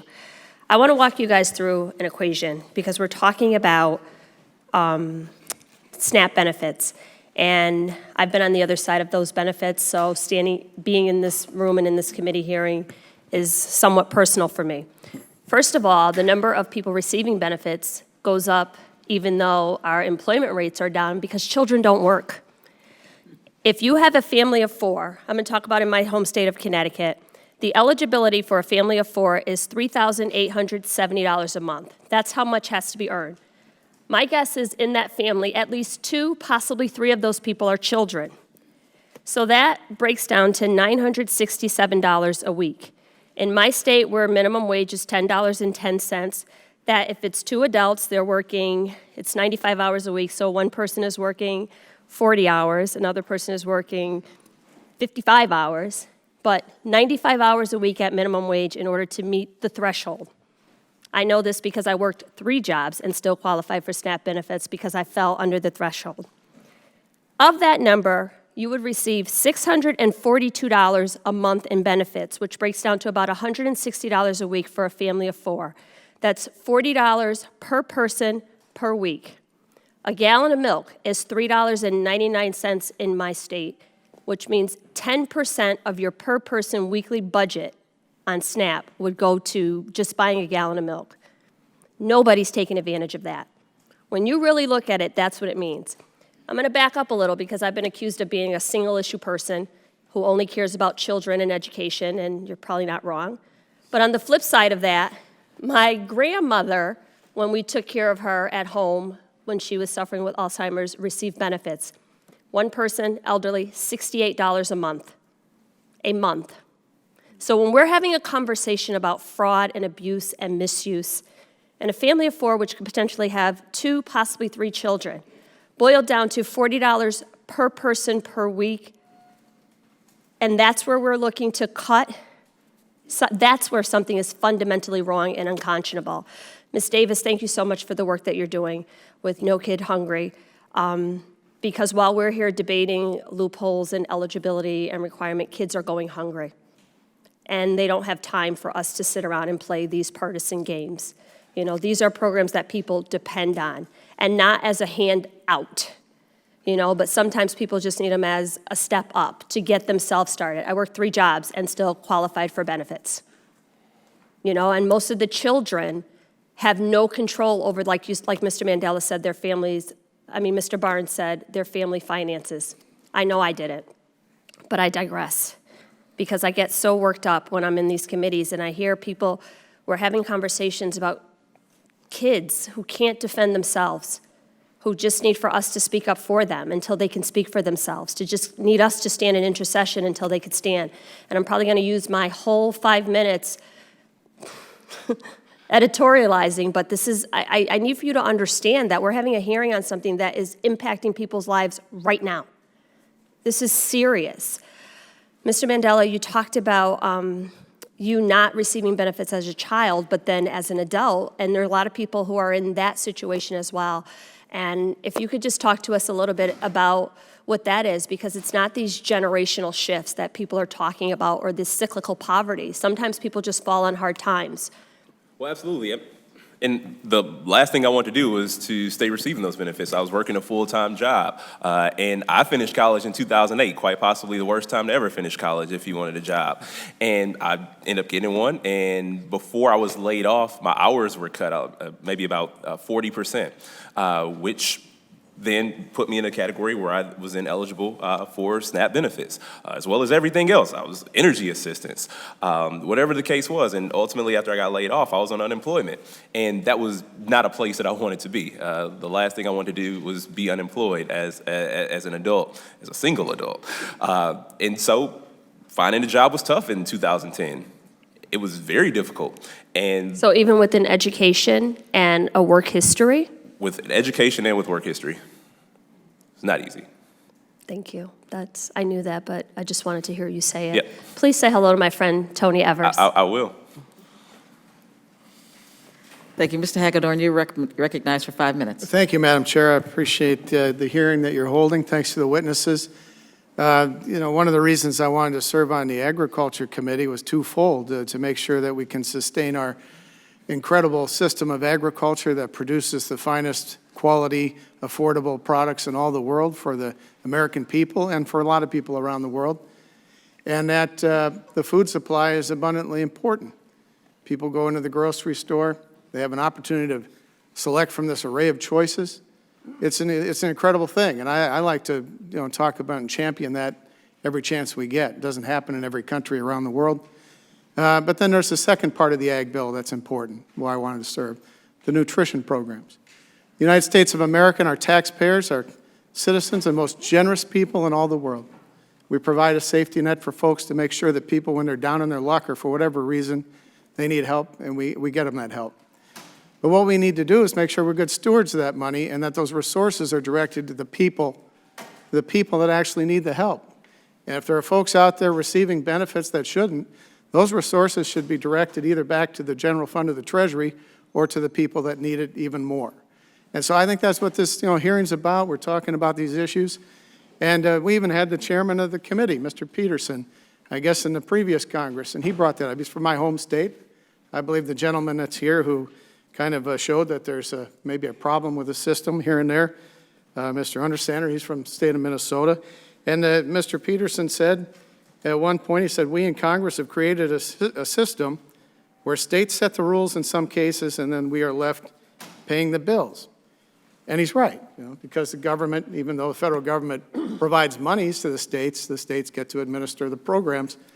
And what's happened over the years, I think, is the programs have gotten a little bit out of whack. I think they're a little bit been liberalized in some areas that maybe is not helping everybody. But are there areas where we should tighten it up? Of course. Should we have a biometric E-Verify to make sure that illegal aliens are not collecting federal welfare dollars, which is against the law? Absolutely. Why do we want to send our taxpayer dollars there? Should we be doing everything we can to make sure people are not collecting in multiple states, which happens from time to time? There are people out there that try to exploit our systems. We want these resources to be directed to the people that need it. And then we have the case where this asset test, I guess, technically you can walk through, and Mr. Understander said, hey, I can collect. I don't think I should, but do something about it. All right, we should do something about it, and maybe as Mr. Barnes and others said, it doesn't affect every case, doesn't affect that many, but it shouldn't happen. I think we should all agree it shouldn't happen. But when you look at what's going on, and I used to work for a congressman that served on this committee in the 80s, Arlen Stanglin. He led the Republican Work for Welfare bill and Work Requirement bill back then. And that bill was fundamentally passed by President Clinton, who signed it, Newt Gingrich and the Republicans in Congress, some fair-minded Democrats who joined us on that, to increase the work standards and technical training and other requirements for people that collect welfare, including food stamps. That bill was very successful.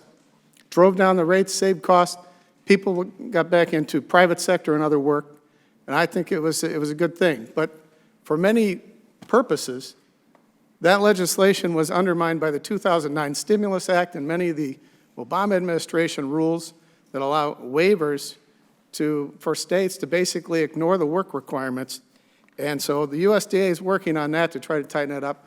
I support them on that fundamentally and wholeheartedly, because in many instances, a lot of these asset tests and others maybe go out the wayside when you say to people, if you're collecting benefits and you're able-bodied, we need to either get in there and get some technical training so you can get into the workforce, have an upwardly mobile job, or work for your welfare the same way the taxpayers do and give incentive to try to get off the programs. But I'll tell you this, I think that the most compassionate thing that members of Congress can do is to say we need to take people from government dependence, welfare, and move them to technical training, move them to work, move them to self-sufficiency. That is the most compassionate thing we can ever do. And, the mandates for able-bodied citizens, it's common sense, I think. And every person in our society, every potential worker has worth and value, and we should never stymie their success and their upward mobility because of government programs, bad government, even in the name of compassion. With that, I yield back. Thank you. Thank you very much. Mr. Davis, you're recognized for 5 minutes. Thank you, Madam Chair. It's great to to be here. Sorry I was a little late today. As you know, the great convenience of serving on multiple committees. So thank you for your patience, and thank you to the witnesses. I will let the witnesses know that although there are two Davises on the panel, I don't believe we're related. If we are, if it's shown up in year 23andMe, let me know. Hey, this is a great opportunity to discuss, where the future of our SNAP program and categorical eligibility leads us to. And we've got to look at data. We've got to use technology. I'm sure much of the hearing that I was unable to attend, we talked about technology. I don't want to rehash a lot of the issues that were brought up, but we're at a different time than when Mr. Barnes graduated from college, and a different time when I graduated from college, where the economy wasn't ticking as well as it is now. Unemployment was a lot higher than it is now.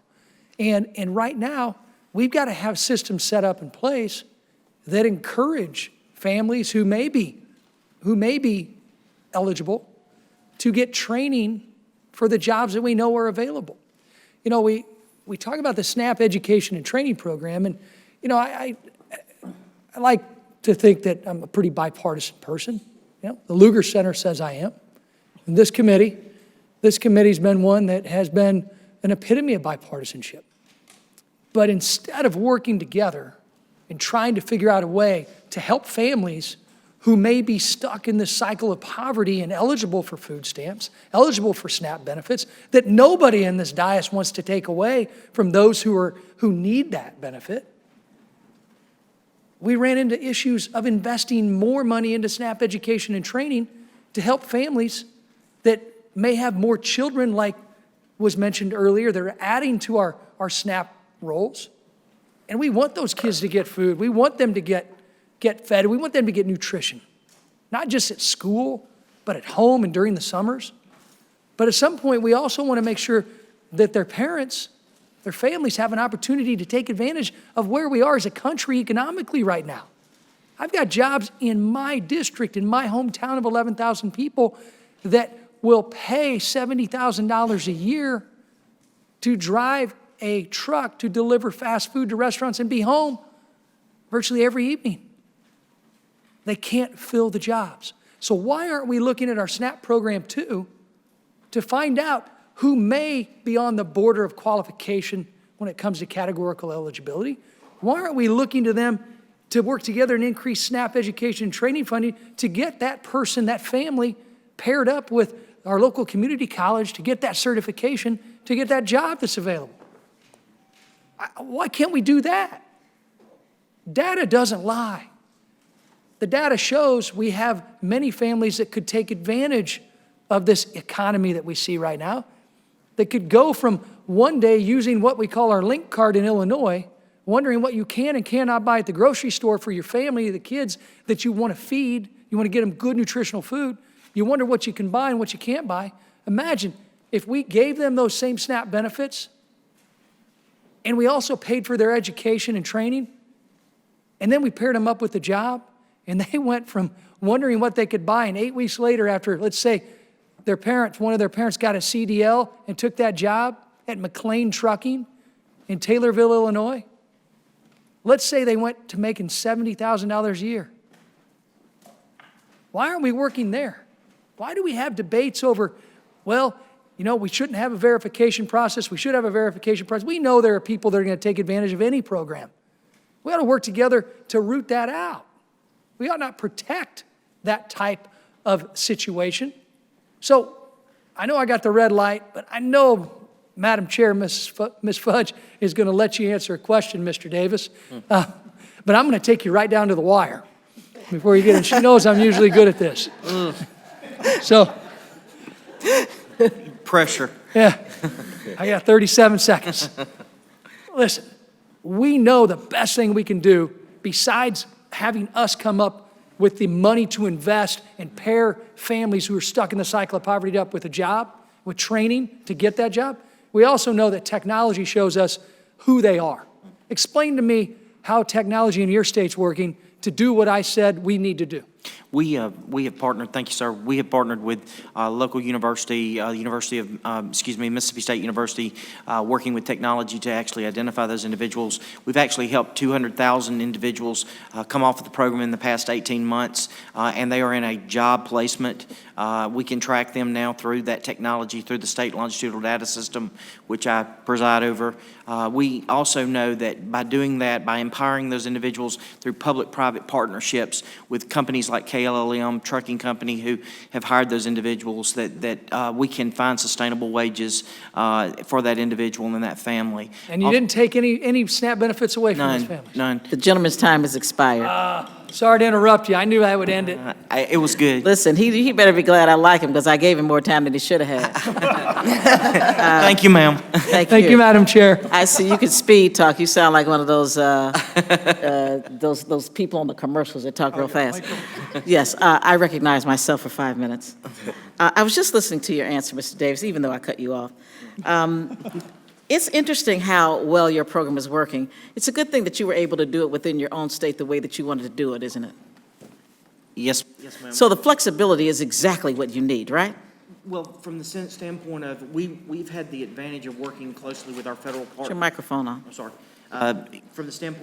From the standpoint, we have worked closely with our federal partners in developing out that program through a continuum of process through our regional office and our national office. Mississippi and Alabama have partnered with our regional office to do that, along with the Department of Labor, Department of Health and Human Services, as well as USDA to make that happen. Great, thank you. I mean, are you aware that I was listening to the ranking member and he talked about we should have some say so because it's federal money? Do you remember that? Yes, ma'am. Do you also know that you get money for education? Yes, From ma'am. the federal government, and they want to tell states to do their own education. Do you realize that you get money for Medicaid from the federal government? Yes, ma'am. They want states to do that too. Do you realize that you get money for roads, for bridges? They want to do that too. So I don't understand why they just pick this one thing and say, nope, you shouldn't have any flexibility. You get money from the federal government for a lot of things that we need to hold you responsible for. Ms. Waxman, a wide range of states and territories, including those led by Democratic and Republican governors and officials, are using broad-based CAT-L to connect SNAP to households that may have a slightly higher income, but still in need of assistance. Why is it important to support this population that is working its way out of poverty? Yeah, thank you for that question.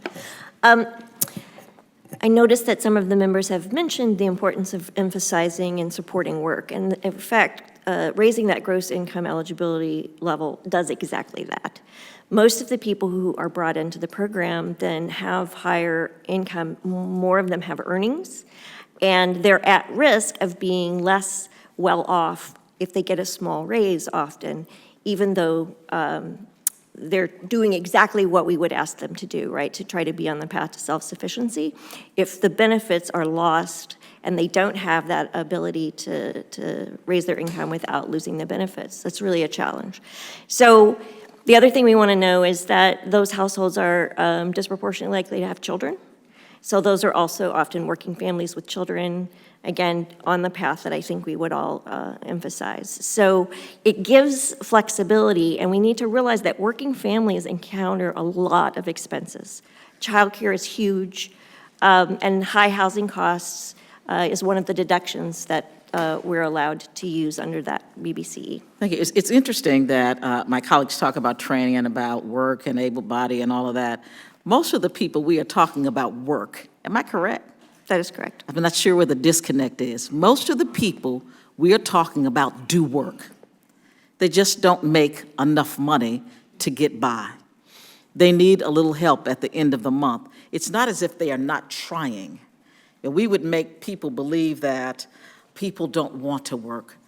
Mr. Davis, my friend, even though we disagree on almost everything, Mr. Davis talked about, well, not everything, but most. Mr. Davis talked about people with CDLs. You know why that's a difficult problem in certain communities?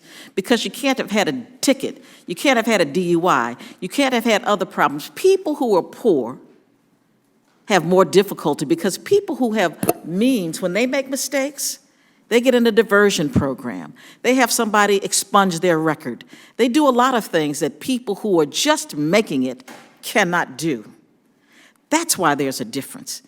You know, we have to understand that every single community, every single person is different. People do the best they can. Are there probably some person in the world that doesn't want to work? Maybe, but I don't know them. And I represent one of the poorest districts in the United States. They come to my office every day wanting to find a job. We send them to community colleges for training programs, and then people don't want to hire them. So I know that there are impediments. It's not all rosy. People have challenges. Yes, we need to train more people to work. I wish every single person in this country worked, but we don't. And the reality is most of the people who are on SNAP either work or cannot work. They are either disabled, they're the elderly, they are children. They cannot or they do. And so I just want to make sure that everybody understands that. And with that, I'm going to yield to the ranking member for his closing remarks. 5 minutes, Mr. Johnson. Thank you very much. I want to say how much I appreciated the tone of Mr. Van Drew. I mean, he clearly is attempting to find common ground, and we actually heard that not just from him, but from a number of people today, and I think that gives us a path forward, which is good news. Dr. Schreier I'm just such a fan of hers, and she's so smart. And so the point she brought up about this 1% fraud, that's different than a number than I had seen before. So if we could ask for that data and have that in the record. And accordingly, I had been asked to provide some information on my 96% and 99%. Yeah, 99, but both numbers are in here as well, so I'll provide that to staff. You know, somebody used the word whistleblower to describe Mr. Van Understand and Sand, and I think that's the right approach. I mean, his actions were not motivated in any way to enrich himself. That money that he received, I don't know if this has come to the fore, but I want to make it clear, it was donated to charities that help poor people. He's a whistleblower who wanted to affect change within this system. And I think we should celebrate whistleblowers in this society to a greater extent than we do. I appreciated Ranking Member Conaway's comments about the need to have a fulsome conversation. There are some changes that need to happen in this system if we're concerned about the benefits cliff, and I am. Some of the panelists did a good job of explaining it. Then let's change that. Let's have an honest reform of that system rather than through distortions of the existing system. If we think the asset test is artificially low, if it is adequated, and I do, then let's change that rather than kind of ignore it through distortions of our existing system. I want to end with a comment that I made, Madam Chair, during my opening remarks, which is something that I believe with my whole heart, and that I think every member on this dais throughout the day believes in their whole heart. We need this program, and we need this program to be effective. And so many of the things that we heard from the panelists today reinforce the fact that that program is worthy and is needed, but maybe obscured some of the improvements that can happen through a reform of the CADL system. Thank you. I thank you, Mr. Johnson, and I really very much appreciate the comment that we do need it.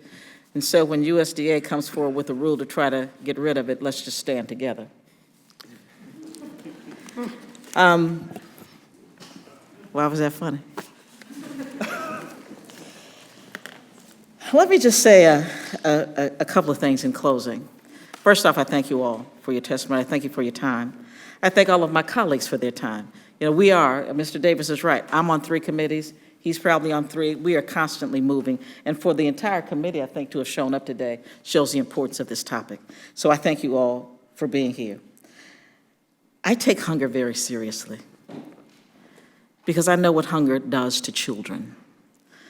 I represent some of the wealthiest people in the world, and I absolutely represent a lot of the poorest. And I know from the people I talk to every day what a parent feels when their kid is hungry, what a hungry kid feels when they go to school. I take it very, very seriously. I take preparing young children for a successful future seriously. I believe that you're right, Mr. Barnes. We should not only allow them to have a meal in school and go home hungry, or go to an after-school program where they can't get milk or juice, or go all summer when school is out and not have a decent meal for almost 3 months. I agree with you. We have to find a way to make sure that hungry people can eat all of the time and not just when they fill out the proper form for the proper place. It is very, very important to me that the system work. Now, I don't have a problem with whistleblowers, I really don't. But when you purposely set out to find a way to make a system that has worked for so long look bad just for sport, there is a problem with me. I think it's great that he gave the money to charity, but it wasn't his money to give. I hope he didn't take it off on his tax return. I just think that we have to understand who we are. And what we are is people who are trying to do the best for the people who sent us here. I will do whatever it takes to make sure that hungry people are fed. We are in the richest nation in the world. There should not be hungry children. There should not be hungry seniors. There should not be hungry disabled people in this country. And so if we blow it once or twice, let's fix it. Let's not try to destroy it because somebody found a loophole or someone found a problem. Let's fix the problem. I'm glad he showed it. I don't like the way he did it, but let's fix the problem. Let's not just throw out the baby with the bathwater because some wise guy decided that there was a problem. I'm going to stop before I go any further. Let me just say that under the rules of the committee, the record of today's hearing will remain open for 10 calendar days to receive additional material and supplementary written responses from the witnesses to any question, posed by a member. This hearing of the Subcommittee on Nutrition, Oversight, and Department Operations is adjourned. And before